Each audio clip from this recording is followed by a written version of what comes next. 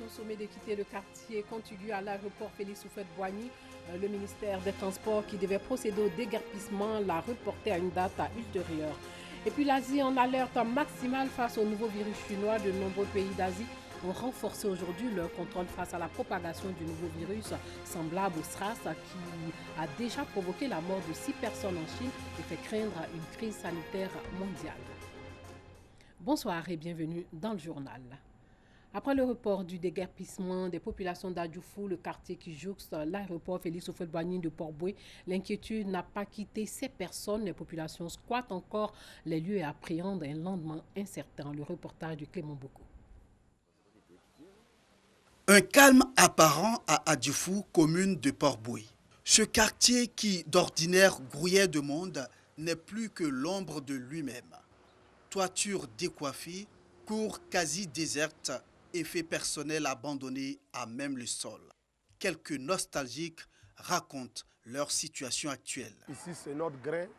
C'est ici on se retrouvait franchement pour partager les idées ici. Ici, c'est notre habitation. Voilà, aujourd'hui qui est devenu un désert. Oumou habite le quartier depuis une trentaine d'années. Elle est propriétaire d'une cour commune dont les loyers représentaient sa seule source de revenus.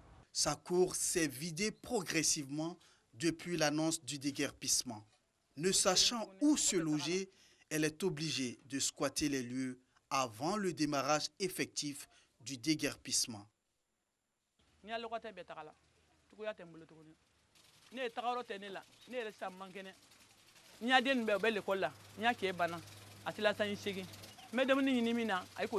C'est 18 maisons qui restaient. C'est dans ces maisons-là que nous nous nourrissions, c'est-à-dire 10 chambres salons qui étaient évaluées à 30 000 francs le mois et 8 entrées couchées qui étaient à 15 000 francs. À l'école primaire Pierre Dadier d'Adjoufou, c'est la récréation. À la vue de notre caméra, les enfants clament à l'unisson.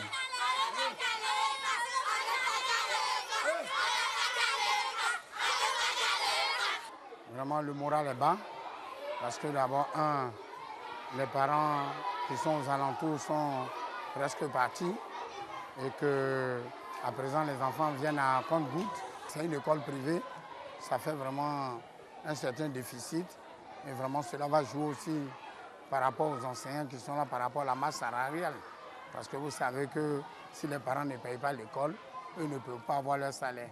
Les enseignants de cette école privée plaident pour un recasement de leur établissement, tout comme les populations qui reconnaissent occuper ces lieux de façon illégale.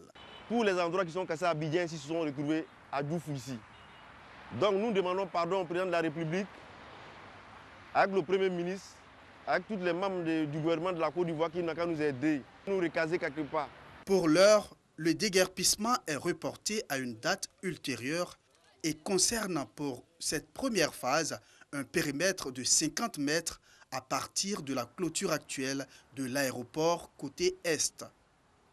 Un mot de justice, la Cour de cassation s'est déclarée compétente pour juger Soro Guillaume. Le bureau de l'Assemblée nationale de Côte d'Ivoire a levé lundi l'immunité parlementaire de Guillaume Soro et de 5 autres députés ivoiriens accusés d'atteinte à l'autorité de l'État, une procédure qui ouvre la voie à un jugement de ces élus du peuple. Palais de justice d'Abidjan, salle annexe du tribunal de première instance, le procureur de la République Adou Richard face à la presse ce lundi.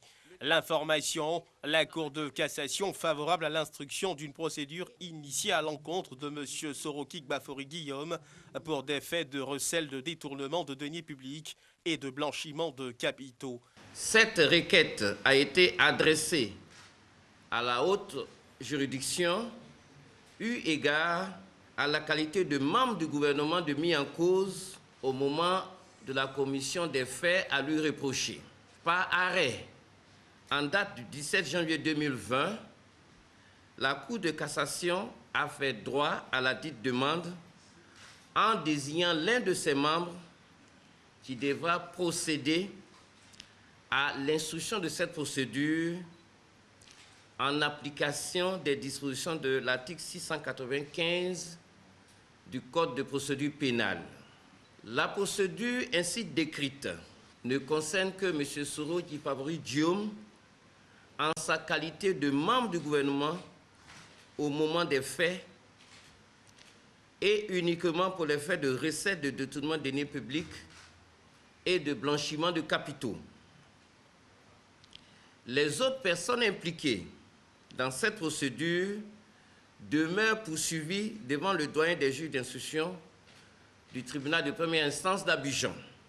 Il convient d'indiquer qu'après l'instruction du dossier devant le magistrat désigné par la Cour de cassation, et si celui-ci retient à l'encontre de M. Soro Kibafori Diom des charges suffisantes, il ordonnera son renvoi devant un tribunal pour son jugement.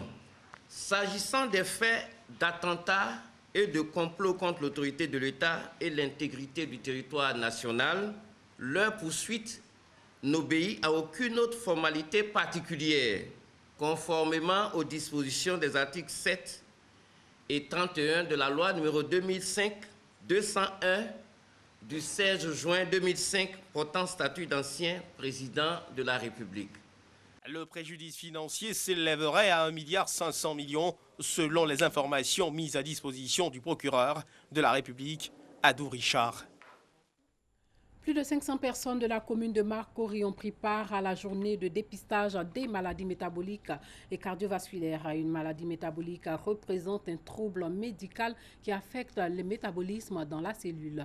Les maladies liées au métabolisme empêchent la bonne transformation des sucres, des graisses et des protéines par l'organisme, notamment le diabète, la carence en fer.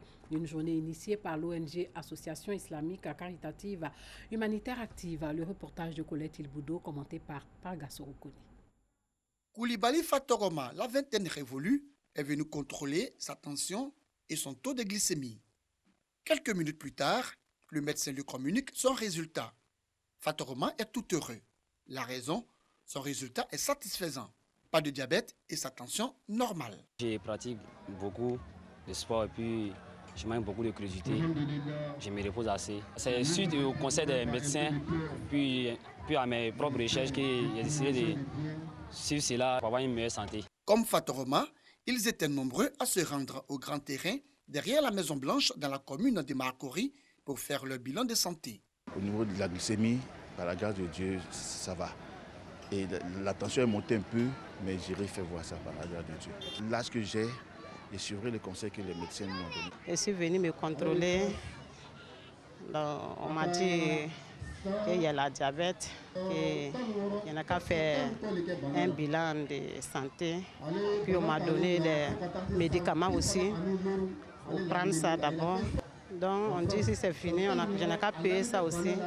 Chaque jour, je n'ai qu'à payer. De plus en plus, ces maladies cardiovasculaires font de nombreuses victimes dans le monde, selon les médecins, et la Côte d'Ivoire n'est pas épargnée.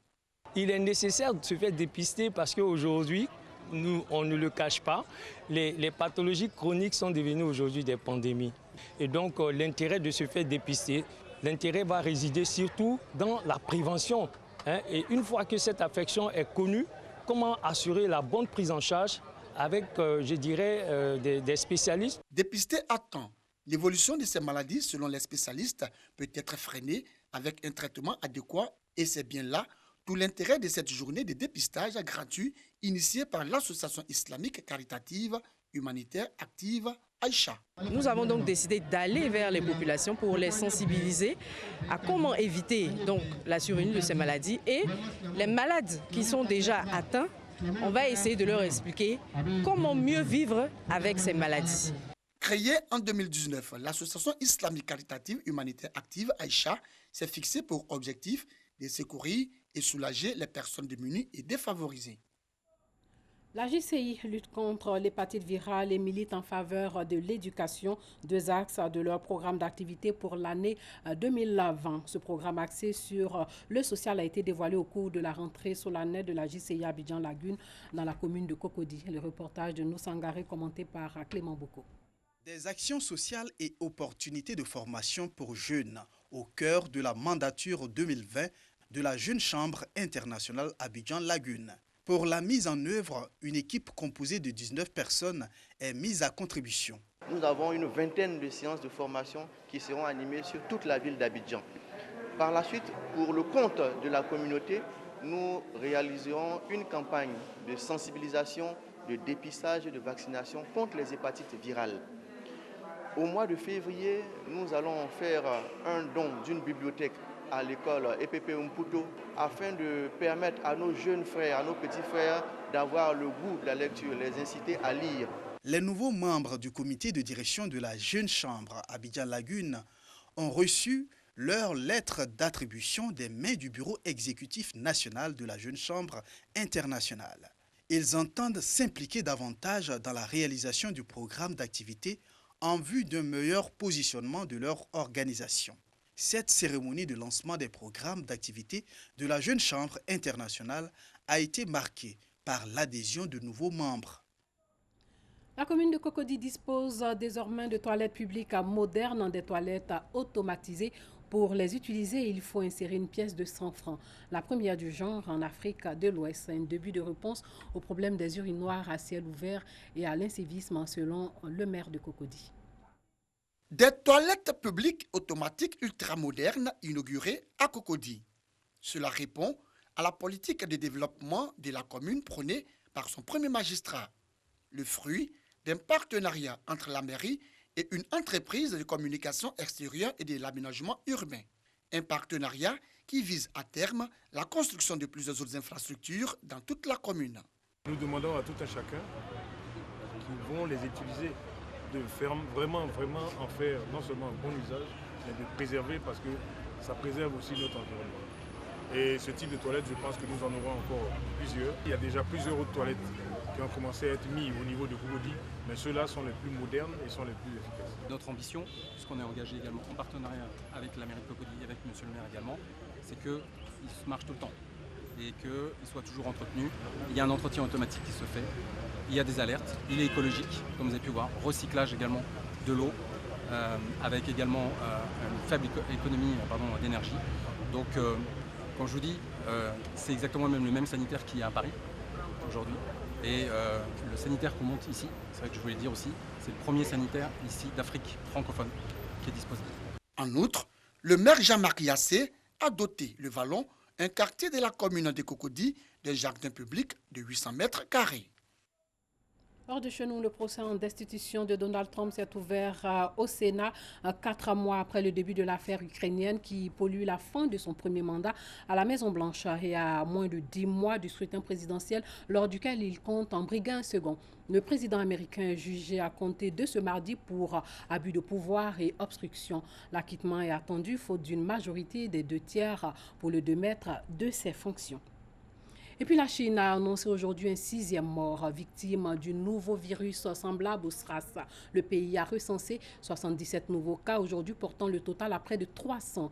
Plusieurs autres personnes ont été contaminées au Japon, en Corée du Sud et en Thaïlande. Un premier cas a été annoncé aujourd'hui à Taïwan. Le virus parti de la ville de Wuhan pourrait bien avoir touché près de 1700 personnes. Le nouveau virus apparu le mois dernier en Chine a fait 6 morts dans la ville de Wuhan, soit 2 de plus que le bilan précédent. L'aéroport international d'Hanoï installe une caméra thermique pour contrôler les passagers et détecter les éventuels porteurs du coronavirus, semblable au SRAS apparu en Chine. De nombreux pays d'Asie ont renforcé ce mardi leur contrôle face à la propagation du nouveau virus semblable au SRAS, un virus qui fait craindre une crise sanitaire mondiale.